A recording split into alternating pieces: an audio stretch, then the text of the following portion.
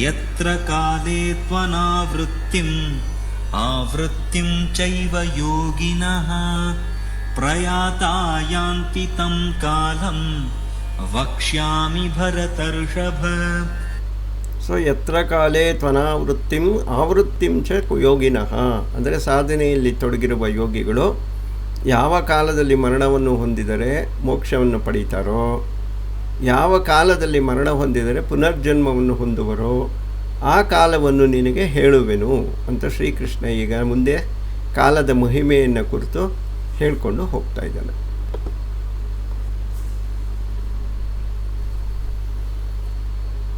ಅಗ್ನಿರ್ಜ್ಯೋತಿರಃ ಶುಕ್ಲಃ ಷಣ್ಮಾಸಾ ಉತ್ತರಾಯಣಂ ತತ್ರ ಪ್ರಯಾತಾ ಗಚ್ಚಂತಿ ಬ್ರಹ್ಮವಿದೋ ಜನಾಃ. ಅಗ್ನಿರ್ಜ್ಯೋತಿರ್ ಅಹಃ. ಅಗ್ನಿರ್ಜ್ಯೋತಿ ಅಂದರೆ ಅಗ್ನಿ ಎಂಬ ಜ್ಯೋತಿಯ ದೇವತೆಗಳು ಇರುವ ಹಗಲು. ಈ ಹಗಲಿನಲ್ಲಿ ಸೂರ್ಯನ ಬೆಳಕಿರೋದು ನಮ್ಮೆಲ್ಲರಿಗೂ ಗೊತ್ತೇ ಇದೆ. ಅದೇ ಅಗ್ನಿರ್ಜ್ಯೋತಿ. ಅಂತಹ ಹಗಲಿನಲ್ಲಿ ಅಂದರೆ ಬೆಳಕಿರುವ ಹಗಲಿನಲ್ಲಿ ಶುಕ್ಲಃ ಷಣ್ಮಾಸ ಉತ್ತರಾಯಣಂ, ಉತ್ತರಾಯಣದ ಶುಕ್ಲ ಪಕ್ಷದಲ್ಲಿ ಈ ಸಮಯದಲ್ಲಿ ತತ್ರ ಪ್ರಯಾತ ಗಚ್ಚಂತಿ ಬ್ರಹ್ಮವಿದೋ ಜನಾಃ. ಯಾವ ಬ್ರಹ್ಮಜ್ಞಾನಿಗಳಾದ ಜನರು ಪ್ರಯಾಣ ಮಾಡುತ್ತಾರೋ ಅವರು ಬ್ರಹ್ಮವನ್ನೇ ಹೊಂದುತ್ತಾರೆ. ಅಗ್ನಿರ್ಜ್ಯೋತಿರ್ ಅಹಃ ಶುಕ್ಲಃ ಷಣ್ಮಾಸ ಉತ್ತರಾಯಣಂ. ಉತ್ತರಾಯಣ ಪುಣ್ಯಕಾಲ ಬಂದಿರಬೇಕು, ಅದರಲ್ಲಿ ಶುಕ್ಲ ಪಕ್ಷ ಇರಬೇಕು, ಅದರೊಳಗಡೆ ಹಗಲಿರಬೇಕು, ಬೆಳಗ್ಗೆ ಹೊತ್ತು. ಈ ಸಮಯದಲ್ಲಿ ತತ್ರ ಪ್ರಯಾತ ಗಚ್ಚಂತಿ ಬ್ರಹ್ಮವಿದೋ ಜನಾಃ. ಯಾರು ಬ್ರಹ್ಮಜ್ಞಾನಿಗಳೋ ಅವರು ಈ ಕಾಲದಲ್ಲಿ ಪ್ರಯಾಣ ಮಾಡಿದರೆ ಅವರು ಮೋಕ್ಷವನ್ನು ಹೊಂದುತ್ತಾರೆ. ಈಗ ಭೀಷ್ಮಾಚಾರ್ಯರು ಕೂಡ ಮರಣಶೈಯಲ್ಲಿ ಮಲ್ಕೊಂಡಿದ್ದರು, ಶರಶೈಯಲ್ಲಿ ಉತ್ತರಾಯಣಕ್ಕೆ ಕಾಯ್ತಾ ಇದ್ದರು. ಉತ್ತರಾಯಣ ಬಂದ ತಕ್ಷಣ ದೇಹತ್ಯಾಗ ಮಾಡಿದ್ರು ಅಂತ ಮಹಾಭಾರತದಲ್ಲಿ ಕೂಡ ನಾವು ಓದ್ತೀವಿ. ಇದು ಎಲ್ಲರಿಗೂ ಆಗುತ್ತಾ ಅನ್ನೋ ಒಂದು ಪ್ರಶ್ನೆ ಬರುತ್ತೆ. ನಾವು ಕೂಡ ಉತ್ತರಾಯಣಕ್ಕೆ ಕಾಯ್ಕೊಂಡು ಶುಕ್ಲ ಪಕ್ಷದಲ್ಲಿ ಹಗಲಿನಲ್ಲಿ ಪ್ರಯಾಣ ಅಕಸ್ಮಾತ್ ಬೈ ಚಾನ್ಸ್ ಏನಾದ್ರು ಮಾಡಿದ್ರೆ ಮೋಕ್ಷ ಸಿಗುತ್ತಾ ಅಂದರೆ ಇಲ್ಲ. ಇದು ಯಾರಿಗೆ ಅಪ್ಲೈ ಆಗುತ್ತೆ ಅಂದರೆ ಬ್ರಹ್ಮವಿದೋ ಜನಾಃ, ಬ್ರಹ್ಮಜ್ಞಾನಿಗಳಿಗೆ ಮಾತ್ರ. ಅಜ್ಞಾನಿಗಳಿಗೆ, ಆತ್ಮಜ್ಞಾನವಿಲ್ಲದ ಸಂಸಾರಿಗಳಿಗೆ ಉತ್ತರಾಯಣವೂ ಒಂದೇ, ದಕ್ಷಿಣಾಯನವೂ ಒಂದೇ, ಶುಕ್ಲ ಪಕ್ಷವೂ ಒಂದೇ, ಕೃಷ್ಣ ಪಕ್ಷವೂ ಒಂದೇ, ಹಗಲೂ ಒಂದೇ, ರಾತ್ರಿನೂ ಒಂದೇ. ಅವ್ರು ಯಾವಾಗ ಪ್ರಾಣ ಬಿಟ್ಟರೂ ಕೂಡ ಪುನರ್ಜನ್ಮ ಹೊಂದುತ್ತಾರೆ. ಆದ್ದರಿಂದ ಇದು ಅಪ್ಲೈ ಆಗೋದು ಕೇವಲ ಬ್ರಹ್ಮಜ್ಞಾನಿಗಳಾದವ್ರಿಗೆ ಮಾತ್ರ. ಇದರ ಅರ್ಥ ಇಷ್ಟೇ, ಉತ್ತರಾಯಣ ಅಂದರೆ ಜ್ಞಾನದಲ್ಲಿ ಬದುಕಿರೋದೇ ಉತ್ತರಾಯಣ, ಅಜ್ಞಾನದಲ್ಲಿ ಬದುಕಿರೋದೇ ದಕ್ಷಿಣಾಯನ. ಜ್ಞಾನದಲ್ಲಿ ಬದುಕಿರೋದೇ ಶುಕ್ಲ ಪಕ್ಷ, ಅಜ್ಞಾನದಲ್ಲಿ ಬದುಕಿರೋದೇ ಕೃಷ್ಣ ಪಕ್ಷ. ಜ್ಞಾನದಲ್ಲಿ ಬದುಕಿರೋದೇ ಹಗಲು, ಅಜ್ಞಾನದಲ್ಲಿ ಬದುಕಿರೋದೇ ರಾತ್ರಿ. ಈ ರೀತಿ ಅರ್ಥ ಮಾಡ್ಕೋಬೇಕಿದನ್ನು. ಆದ್ದರಿಂದ ಬ್ರಹ್ಮಜ್ಞಾನಿಗಳಾದವರು ಕೂಡ ಪ್ರಯಾಣ ಕಾಲದಲ್ಲಿ ಬ್ರಹ್ಮಜ್ಞಾನದಲ್ಲಿಯೇ ನಿರತರಾಗಿರಬೇಕು. ಅವರು ಕೂಡ ಅಲ್ಲಿ ಎಚ್ಚರ ತಪ್ಪಿ ಒಂದೇ ಒಂದು ನಿಮಿಷ ಕೂಡ ಸಂಸಾರದ ಯೋಚನೆಯನ್ನು ಮಾಡೋದಕ್ಕೆ ಹೋಗಬಾರ್ದು ಅಂತ ಇದರ ಅರ್ಥ. ಆದ್ದರಿಂದ ಯಾವ ಬ್ರಹ್ಮಜ್ಞಾನಿಗಳಾದ ಜನರು ಸದಾಕಾಲ ಸಾಧನೆಯಲ್ಲಿ ತೊಡಗಿರ್ತಾರೋ ಅವರು ಉತ್ತರಾಯಣದ 6 ತಿಂಗಳು, ಅದರಲ್ಲಿ ಶುಕ್ಲ ಪಕ್ಷ, ಅದರಲ್ಲಿ ಹಗಲು, ಈ ಸಮಯಕ್ಕೆ ಕಾದು ಪ್ರಯಾಣವನ್ನು ಬೆಳೆಸಿದ್ರೆ ಅವರು ಮೋಕ್ಷವನ್ನು ಹೊಂದುತ್ತಾರೆ ಅಂತ ಹೇಳ್ತಾ ಇದ್ದಾರೆ. ಧೂಮೋ ರಾತ್ರಿಸ್ತಥಾ ಕೃಷ್ಣಃ ಷಣ್ಮಾಸಾ ದಕ್ಷಿಣಾಯನಂ ತತ್ರ ಚಾಂದ್ರಮಸಂ ಜ್ಯೋತಿಃ ಯೋಗಿ ಪ್ರಾಪ್ಯ ನಿವರ್ತತೆ. ಅದೇ ರೀತಿಯಲ್ಲೇ ಕೂಡ ಇನ್ನೊಂದು ಧೂಮೋ ರಾತ್ರಿಸ್ತಥಾ ಕೃಷ್ಣಃ ಷಣ್ಮಾಸ ದಕ್ಷಿಣಾಯನಂ. ಧೂಮೋ ರಾತ್ರಿಸ್ತಥಾ, ಧೂಮ ಮತ್ತು ರಾತ್ರಿಯ ಅಭಿಮಾನಿಗಳ ದೇವತೆಗಳಿರುವ ರಾತ್ರಿಯಲ್ಲಿ ಕೃಷ್ಣ ಪಕ್ಷದಲ್ಲಿ ಷಣ್ಮಾಸ ದಕ್ಷಿಣಾಯನಂ, ದಕ್ಷಿಣಾಯನದ 6 ತಿಂಗಳಿನಲ್ಲಿ ತತ್ರ ಚಾಂದ್ರಮಸಂ ಯೋಗಿರ್ ಜ್ಯೋತಿ. ರಾತ್ರಿಯಲ್ಲಿ ಯಾವ ಬೆಳಕಿರುತ್ತೆ? ಚಂದ್ರನ ಬೆಳಕಿರುತ್ತೆ, ಬೆಳಗ್ಗೆ ಸೂರ್ಯನ ಬೆಳಕಿರುತ್ತೆ. ಬೆಳಗ್ಗೆ ಉತ್ತರಾಯಣದಲ್ಲಿ ಹಗಲಿನಲ್ಲಿ ಪ್ರಯಾಣ ಮಾಡೋರು ಸೂರ್ಯನ ಬೆಳಕಿನಲ್ಲಿ ಪ್ರಯಾಣ ಮಾಡ್ತಾರೆ. ರಾತ್ರಿ ಪ್ರಯಾಣ ಮಾಡಬೇಕಾದ್ರೆ ನಮಗೆ ಚಂದ್ರನ ಬೆಳಕೆ ಆಗೋದು, ಸೂರ್ಯನ ಬೆಳಕು ಇರೋದಿಲ್ಲ. ತತ್ರ ಅಲ್ಲಿ ಚಾಂದ್ರಮಸಂ ಜ್ಯೋತಿರ್, ಚಂದ್ರನ ಬೆಳಕಿನಲ್ಲಿ ಪ್ರಯಾಣ ಮಾಡೋರು ಯೋಗಿ ಪ್ರಾಪ್ಯ ನಿವರ್ತತೆ, ಅವರು ಮೋಕ್ಷವನ್ನು ಹೊಂದುವುದಿಲ್ಲ, ಪುನರ್ಜನ್ಮವನ್ನೇ ಹೊಂದುತ್ತಾರೆ. ಈ ಎರಡು ಯಾರಿಗೆ? ಯೋಗಿಗಳು ಅಂದರೆ ಸಾಧನೆಯಲ್ಲಿ ನಿರತರಾದವರು ಉತ್ತರಾಯಣದಲ್ಲಿ ಪ್ರಯಾಣ ಮಾಡಿದರೆ ಮೋಕ್ಷ. ಅದೇ ಯೋಗಿಗಳು ಸಾಧನೆಗಳಲ್ಲಿ ನಾವು ಮಾಡ್ತಾ ಇರುವಾಗ ಯಾವುದೋ ಕಾರಣದಿಂದ ಸ್ವಲ್ಪ ಸಂಸಾರದ ವಿಷಯವನ್ನು ಯೋಚನೆ ಮಾಡಿದಾಗ ಜಾರಿ ತಪ್ಪಿಬಿಡ್ತೀವಿ, ಅಲ್ಲಿ ಜಾರಿ ಬಿದ್ದೋಗ್ತೀವಿ. ಆವಾಗ ದಕ್ಷಿಣಾಯನದಲ್ಲಿ ಕೃಷ್ಣ ಪಕ್ಷದಲ್ಲಿ ರಾತ್ರಿಯಲ್ಲಿ ಪ್ರಯಾಣ ಮಾಡಿದ್ರೆ ಅವನು ಮತ್ತೆ ಪುನರ್ಜನ್ಮವನ್ನು ಹೊಂದಬೇಕಾಗುತ್ತೆ. ಆದರೆ ತೊಂದರೆ ಏನಾಗಲ್ಲ, ಯಾಕೆಂದರೆ ಪುನರ್ಜನ್ಮದಲ್ಲಿ ಹೊಂದಿದ ಮೇಲೆ ಇಲ್ಲಿವರೆಗೂ ಏನು ಸಾಧನೆ ಮಾಡಿರ್ತಾರೋ ಅದು ಎಲ್ಲೂ ನಾಶ ಆಗಲ್ಲ. ಅದೇ ಸಾಧನೆಯಲ್ಲಿ ಮತ್ತೆ ಮುಂದುವರೆದು ಮೇಲಕ್ಕೆ ಬರ್ತಾನೆ ಅವನು. ಅಂದರೆ ಉತ್ತರಾಯಣದಲ್ಲಿ ಮೋಕ್ಷ, ಮತ್ತೆ ಪುನರ್ಜನ್ಮ ಇಲ್ಲ. ದಕ್ಷಿಣಾಯನದಲ್ಲಿ ಪುನರ್ಜನ್ಮ ಇರುತ್ತೆ, ಯಾರಿಗೆ? ಸಾಧನೆಯನ್ನು ಮಾಡ್ತಾ ಇರೋ ಯೋಗಿಗಳಿಗೆ. ಆದರೆ ಆ ಸಾಧನೆಯನ್ನು ಇನ್ನೂ ಒಂದು ಸ್ವಲ್ಪ ಮಾಡಿ ಉತ್ತರಾಯಣದಲ್ಲಿ ಬ್ರಹ್ಮಜ್ಞಾನಿಗಳಾಗೋದು ಮತ್ತು ಪ್ರಯಾಣ ಕಾಲದಲ್ಲಿ ಬ್ರಹ್ಮದಲ್ಲಿಯೇ ಮನಸ್ಸನ್ನು ನೆಲೆಸಿರೋದು ಬಹಳವಾಗಿ ಮುಖ್ಯ ಆಗುತ್ತೆ ಅಂತ ಹೇಳ್ತಾ ಇದ್ದಾನೆ. ಸೊ ಉತ್ತರಾಯಣ ದಕ್ಷಿಣಾಯನ ಇವೆಲ್ಲ ಯಾರಿಗೆ? ಸಾಧನೆಯಲ್ಲಿ ನಿರತರಾದ ಯೋಗಿಗಳಿಗೆ ಮಾತ್ರ. ಉಳಿದ ಸಂಸಾರಿಗಳಿಗೆ ಅದು ಯಾವ ಪಕ್ಷವೇ ಆಗಲಿ, ಯಾವ ದಿನವೇ ಆಗಲಿ, ಯಾವ ಹಗಲು ರಾತ್ರಿ ಆದರೂ ಕೂಡ ಯಾವ ವ್ಯತ್ಯಾಸವೂ ಬರೋದಿಲ್ಲ. ಯಾಕೆಂದರೆ ಅವರು ಮತ್ತೆ ಪುನರ್ಜನ್ಮವನ್ನು, ಪ್ರಾರಬ್ಧ ಕರ್ಮವನ್ನು ಕಳ್ಕೊಳ್ಳೋದಕ್ಕೋಸ್ಕರ ಹುಟ್ಟಲೇಬೇಕಾಗುತ್ತೆ. ಶುಕ್ಲಕೃಷ್ಣೇ ಗತೀಹ್ಯೇತೆ ಜಗತಃ ಶಾಶ್ವತೆ ಮತೆ ಏಕಯಾ ಯಾಕ್ಯನಾವೃತ್ತಿಂ ಅನ್ಯಯಾ ವರ್ತತೆ ಪುನಃ. ಶುಕ್ಲಪಕ್ಷೇ, ಜ್ಞಾನ ಮಾರ್ಗವೆನ್ನುವ ಶುಕ್ಲಪಕ್ಷ. ಇಲ್ಲಿ ಜ್ಞಾನ ಮಾರ್ಗ ಅಂದರೆ ಸೂರ್ಯನ ಬೆಳಕಿನಲ್ಲಿ ನಾವು ಹೋಗೋದ್ರಿಂದ ಇದು ಜ್ಞಾನ ಮಾರ್ಗ. ಚಂದ್ರನ ಬೆಳಕಿನಲ್ಲಿ ಕತ್ತಲಲ್ಲಿ ಹೋಗೋದು ಅಂದರೆ ಅಜ್ಞಾನ. ಆ ರೀತಿ ಅರ್ಥ ಮಾಡ್ಕೋಬೇಕು. ಬ್ರಹ್ಮಜ್ಞಾನವೇ ಜ್ಞಾನ. ಆ ಬ್ರಹ್ಮಜ್ಞಾನವನ್ನು ಬಿಟ್ಟು ನಮಗೆ ಎಲ್ಲ ಪ್ರಪಂಚದ ಜ್ಞಾನವೂ ಇದೆ ಅಂದರೂ ಕೂಡ ಅದು ಅಜ್ಞಾನ. ಫಿಸಿಕ್ಸ್ ಗೊತ್ತಿರ್ಬೋದು, ಕೆಮಿಸ್ಟ್ರಿ ಗೊತ್ತಿರ್ಬೋದು, ಮ್ಯಾಥಮೆಟಿಕ್ಸ್ ಗೊತ್ತಿರ್ಬೋದು, ಸಾಫ್ಟ್ವೇರ್ ಇಂಜಿನಿಯರ್ ಆಗಿರ್ಬೋದು, ಎಕ್ಸ್ಪರ್ಟುಗಳಾಗಿರ್ಬೋದು, ನಾವೆಲ್ಲರೂ ಅಜ್ಞಾನಿಗಳೇ. ಬ್ರಹ್ಮಜ್ಞಾನ ಒಂದೇ ಜ್ಞಾನ ಅಂತ ಆಧ್ಯಾತ್ಮದಲ್ಲಿ ಪರಿಗಣಿಸಲ್ಪಟ್ಟಿದೆ. ಅದರ ಮುಂದೆ ಈ ಜಗತ್ತಿನ ಎಲ್ಲ ಲೌಕಿಕ ಜ್ಞಾನಗಳು ಅಜ್ಞಾನವೇ ಅಂತ ಇದರಲ್ಲಿ ತೀರ್ಮಾನ ಮಾಡಲಾಗಿದೆ. ಸೊ ಶುಕ್ಲಪಕ್ಷೇ, ಜ್ಞಾನ ಮಾರ್ಗವೆನ್ನುವ ಶುಕ್ಲಪಕ್ಷ ಮತ್ತು ಅಜ್ಞಾನವೆನ್ನುವ ಕರ್ಮಗಳಿಂದ ಕೂಡಿರುವ ಕೃಷ್ಣ ಪಕ್ಷ, ಇವೆರಡೂ ಕೂಡ ಗತಿ ಏತೆ ಜಗತಃ ಶಾಶ್ವತೆ ಮತೆ. ಈ ಎರಡೂ ಜ್ಞಾನ ಮತ್ತು ಕರ್ಮ ಎನ್ನುವ, ಅಜ್ಞಾನ ಮತ್ತು ಕರ್ಮ ಎರಡೂ ಒಂದೇ ಎನ್ನುವ ಮಾರ್ಗಗಳು ಜಗತ್ತಿನಲ್ಲಿ ಶಾಶ್ವತವಾಗಿದೆ. ಇದು ಅಂದರೆ ಒಂದು ಯುಗ ಹುಟ್ಟಿದ ತಕ್ಷಣ ಈ ಎರಡು ಮಾರ್ಗಗಳು ಸಿದ್ಧವಾಗಿರುತ್ತೆ. ಒಂದು ಜ್ಞಾನ ಮಾರ್ಗ, ಒಂದು ಅಜ್ಞಾನ ಮಾರ್ಗ ಅಥವಾ ಕರ್ಮ ಮಾರ್ಗ. ಇವೆರಡು ಮಾರ್ಗಗಳು ಕೂಡ ಯುಗದಲ್ಲಿ ಸೃಷ್ಟಿಯಾದಾಗ, ಯುಗದ ಅಂತ್ಯದಲ್ಲಿ ಪ್ರಳಯದಲ್ಲಿ ಮಾತ್ರ ಇವು ಮುಗಿದೋಗುತ್ತೆ, ಮತ್ತೆ ತಿರ್ಗಾ ಹುಟ್ಕೊಳ್ಳುತ್ತೆ. ಹಾಗಾಗಿ ಇವು ಶಾಶ್ವತವಾಗಿರೋದ್ರಿಂದ ಸಂಸಾರವೂ ಕೂಡ ನಿತ್ಯವಾಗಿರುತ್ತೆ.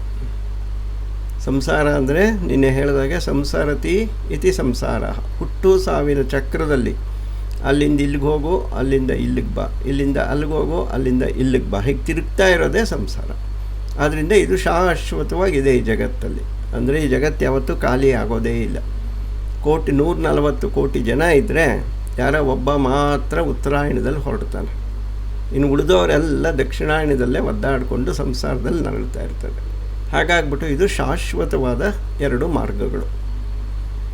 ಶುಕ್ಲಪಕ್ಷದ ಉತ್ತರಾಯಣದ ಮಾರ್ಗದಲ್ಲಿ ಮೋಕ್ಷ, ಏಕಯಾ ಯಾತಿ ಅನಾವೃತ್ತಿಂ, ಅಲ್ಲಿ ಹೋದರೆ ಮತ್ತೆ ಬರೋದಿಲ್ಲ, ಅದೇ ಮೋಕ್ಷ. ಕೃಷ್ಣ ಪಕ್ಷದ ಮಾರ್ಗದಲ್ಲಿ ಹೋದರೆ ಆವೃತ್ತಿಂ, ಮತ್ತೆ ವಾಪಸ್ ಬರಬೇಕಾಗುತ್ತೆ, ಅದೇ ಪುನರ್ಜನ್ಮ, ಅದೇ ಸಂಸಾರ ಬಂಧನ, ಅದು ನಮಗೆ ಪ್ರಾಪ್ತ ಆಗುತ್ತೆ. ಸೊ ಎಲ್ಲ ಹೇಳ್ತಾ ಇರೋದು ಒಂದೇ, ಸದಾ ಕಾಲವೂ ಕೂಡ ಬ್ರಹ್ಮಜ್ಞಾನದಲ್ಲಿ ನಿರತನಾಗಿರಬೇಕು. ಬ್ರಹ್ಮಜ್ಞಾನದಲ್ಲಿ ನಿರತನಾಗಿರೋದು ಅಂದರೆ ಏನು? ಬ್ರಹ್ಮದ ಆನಂದವನ್ನು ಅನುಭವಿಸುತ್ತಲೇ ಇರಬೇಕು. ನಮ್ಮ ಬುದ್ಧಿ ಮತ್ತು ಮನಸ್ಸು ಬ್ರಹ್ಮಾನಂದದಲ್ಲಿ ನಿರತರಾಗ್ಬಿಟ್ರೆ ನಮಗೆ ನಾವು ಹೊರಗಿನ ಪ್ರಪಂಚಗಳ ಯಾವ ಸುಖಗಳು ಗಮನವೂ ಬರೋದಿಲ್ಲ. ಎಲ್ಲಿ ಇರಬೇಕು ಇರ್ತೀವಿ, ಕೈಕಾಲುಗಳಿಂದ ಏನು ಕೆಲಸ ಮಾಡಬೇಕೋ ಮಾಡ್ತಾಯಿರ್ತೀವಿ. ಆದರೆ ನಮಗೇನಾದರೂ ಇರಲಿ ಬಿಡಲಿ, ಬಡತನವೋ ಸಿರಿತನವೋ ಸದಾ ಕಾಲ ಆನಂದವಾಗಿರ್ಬೋದು. ಆ ರೀತಿ ಇದ್ದು ಪ್ರಯಾಣ ಬೆಳೆಸಿದ್ರೆ ಅಲ್ಲಿಗೆ ಮೋಕ್ಷ ಪ್ರಾಪ್ತಿ ಅಂತ ಒಟ್ಟು ಅರ್ಥ. ಆದ್ದರಿಂದ ಉತ್ತರಾಯಣದಲ್ಲಿ ದಕ್ಷಿಣಾಯನಕ್ಕೆ ವ್ಯತ್ಯಾಸ ಸಂಸಾರಿಗಳಿಗೆ ಬರೋದಿಲ್ಲ. ಅದು ಬರೋದು ಕೇವಲ ಸಾಧನೆಯಲ್ಲಿರುವ ಯೋಗಿಗಳಿಗೆ ಮಾತ್ರ. ನೈತೆ ಶ್ರುತಿ ಪಾರ್ಥ ಜಾನನ್ ಯೋಗಿ ಮುಹ್ಯತಿ ಕಶ್ಚನ ತಸ್ಮಾತ್ ಸರ್ವೇಷು ಕಾಲೇಷು ಯೋಗಯುಕ್ತೋ ಭವಾರ್ಜುನ. ನ ಏತೆ ಸ್ಮೃತಿ ಪಾರ್ಥ ಜಾನನ್ ಯೋಗಿ ಮುಹ್ಯತಿ ಕಶ್ಚನ. ಈ ಎರಡೂ ಮಾರ್ಗಗಳನ್ನು ತಿಳಿದುಕೊಂಡಿರುವ ಯೋಗಿಯು ಎಂದಿಗೂ ಸಂಸಾರದಲ್ಲಿ ಮೋಹಗೊಳ್ಳುವುದಿಲ್ಲ. ಅದರರ್ಥ ಸಂಸಾರವು ಪುನರ್ಜನ್ಮಕ್ಕೂ ದುಃಖಕ್ಕೂ ಕಾರಣ. ಆತ್ಮಜ್ಞಾನ ಮೋಕ್ಷಕ್ಕೂ ಮತ್ತು ಸುಖಕ್ಕೂ ಕಾರಣ. ಇವೆರಡೂ ಗೊತ್ತಿರೋನು ಸುಖವನ್ನೇ ಆರಿಸ್ಕೋತಾನೆ, ದುಃಖನೇ ಯಾರು ಆರಿಸ್ಕೋತಾರೆ? ಗೊತ್ತಿಲ್ಲದೆ ಇರೋರು ದುಃಖನ ಆರಿಸ್ಕೊಂಬಿಟ್ಟಿರ್ತಾರೆ. ಯಾಕೆಂದರೆ ಅವ್ರಿಗೆ ನಾವು ದುಃಖದಲ್ಲಿ ಇದ್ದೀವಿ ಅನ್ನೋ ಪರಿಜ್ಞಾನವೇ ಇರಲ್ಲ. ಅದೇ ಸುಖ ಅಂದ್ಕೊಂಡು ಭ್ರಮೇಲಿರ್ತಾರೆ. ಎರಡನ್ನೂ ಗೊತ್ತಿರೋನು ನಯೇತಿ ಸ್ಮೃತಿ ಪಾರ್ಥ ಜಾನನ್, ಗೊತ್ತಿರುವ ಯೋಗಿಯು ಮತ್ತೆ ಸಂಸಾರದ ಕಡೆಗೆ ಮನಸ್ಸು ಬರೋದೇ ಇಲ್ಲ. ಅಂದರೆ ಆತ್ಮಜ್ಞಾನದ ಸುಖ, ಆತ್ಮಾನಂದದ ಅನುಭವ ಆಗಿರೋನು ಮತ್ತು ಮತ್ತೆ ಹಿಂದಿಗೂ ಸಮಸ್ಯೆಯೇ ಇಲ್ಲ, ಮೋಕ್ಷವನ್ನು ಪಡಿತೀನಿ ಅಂತ ಗೊತ್ತಿರೋನು ಎಂದೂ ಕೂಡ ಸಂಸಾರದಲ್ಲಿ ಮೋಹಗೊಳ್ಳೋದೇ ಇಲ್ಲ. ಅವನ ಮನಸ್ಸು ಸಂಸಾರದ ಕಡೆಗೆ ಹೋಗೋದೇ ಇಲ್ಲ. ಪುನರ್ಜನ್ಮಕ್ಕೆ ಕಾರಣವಾದ ಕೃಷ್ಣ ಪಕ್ಷದ ಹಾದಿಯನ್ನು ಅವನು ಹಿಡಿಯೋದಿಲ್ಲ ಅಂತಹ ಯೋಗಿ. ಆದ್ದರಿಂದ ತಸ್ಮಾತ್ ಅರ್ಜುನ ಸರ್ವೇಷು ಕಾಲೇಷು, ನೀನು ಎಲ್ಲ ಕಾಲಗಳಲ್ಲಿಯೂ ಯುದ್ಧವನ್ನು ಮಾಡ್ತಾಯಿರು, ಮನೇಲಿ ಮಲ್ಕೊಂಡಿರು, ರಾಜಕೀಯ ಮಾಡ್ತಾಯಿರು, ದೇಶ ಆಳ್ತಾಯಿರು, ಕಾಡಲ್ಲಿ ಭಿಕ್ಷೆ ಬೇಡ್ತಾಯಿರಿ, ಏನಾದ್ರು ಮಾಡ್ಕೊ ನೀನು. ಸರ್ವೇಷು ಕಾಲೇಷು ಯೋಗಯುಕ್ತೋ ಭವ ಅರ್ಜುನ. ಅರ್ಜುನ ಯೋಗದಲ್ಲೇ ನಿಂತ್ಕೊಂಬಿಡು.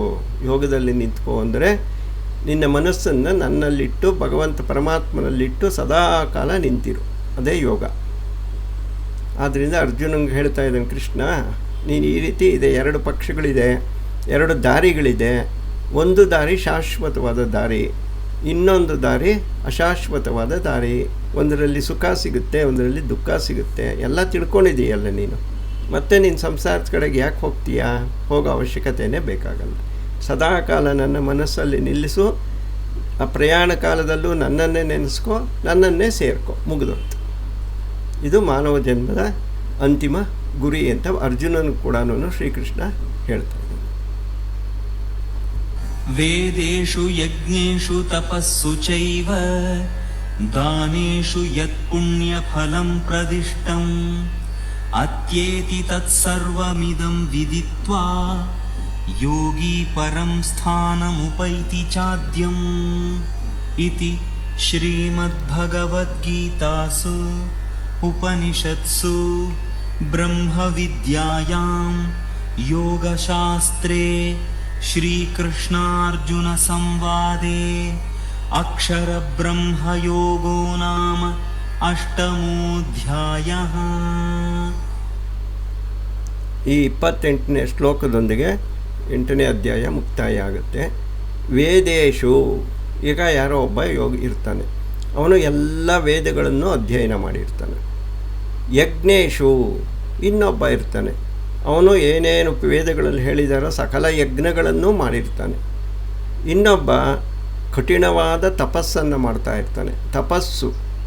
ಇನ್ನೂ ಕೆಲವು ಸಾಹುಕಾರರು ಇರ್ತಾರೆ, ಬೇಕಾದಾಗ ದಾನ ಧರ್ಮಗಳನ್ನು ಮಾಡ್ತಾ ಇರ್ತಾನೆ. ದಾನೇಶು, ಈ ಎಲ್ಲ ಕೆಲಸಗಳಿಂದ ಯಾವ ಯಾವ ಪುಣ್ಯ ಫಲಗಳು ಸಿಗುತ್ತೋ ಆ ಎಲ್ಲ ಫಲಗಳನ್ನು ಅತ್ಯೇತಿ ತತ್ಸರ್ವಮಿದಂ, ಇದರಿಂದ ಸಿಗುವ ಎಲ್ಲ ಪುಣ್ಯಗಳು ವಿದಿತ್ವಾ ಯೋಗಿ ಪರಂ ಸ್ಥಾನಂ ಉಪೈತಿ ಚ ಆದ್ಯಂ.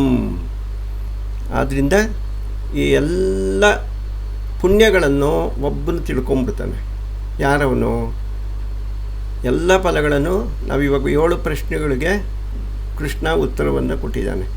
ಅಧಿಬ್ರಹ್ಮ ಯಾರೋ, ಆಧ್ಯಾತ್ಮ ಯಾವುದು, ಕರ್ಮ ಅಂದರೆ ಏನು, ಅಧಿಭೂತ ಅಂದರೆ ಯಾವುದು, ಅಧಿದೈವ ಅಂದರೆ ಯಾವುದು, ಅಧಿಯಜ್ಞ ಅಂದರೆ ಯಾವುದು, ಮರಣಕಾಲದಲ್ಲಿ ಆ ಪರಮಾತ್ಮನನ್ನು ಹೇಗೆ ಚಿಂತಿಸಬೇಕು, ಈ 7 ಪ್ರಶ್ನೆಗಳಿಗೆ ಯಾರು ಉತ್ತರವನ್ನು ತಿಳ್ಕೊಂಡಿರ್ತಾನೋ ಅವನಿಗೆ ಎಲ್ಲ ವೇದಗಳಿಂದ ಮಾಡುವ ಅಧ್ಯಯನದಿಂದ ಸಿಗುವ ಫಲ, ಯಜ್ಞಗಳನ್ನು ಮಾಡುವ ಸಿಗುವ ಪುಣ್ಯ, ತಪಸ್ಸನ್ನು ಮಾಡುವ ಪುಣ್ಯ ಮತ್ತು ದಾನದ ಪುಣ್ಯ, ಎಲ್ಲ ಪುಣ್ಯಗಳು ಇವನಿಗೆ ಸಿಕ್ಕೋಗುತ್ತೆ.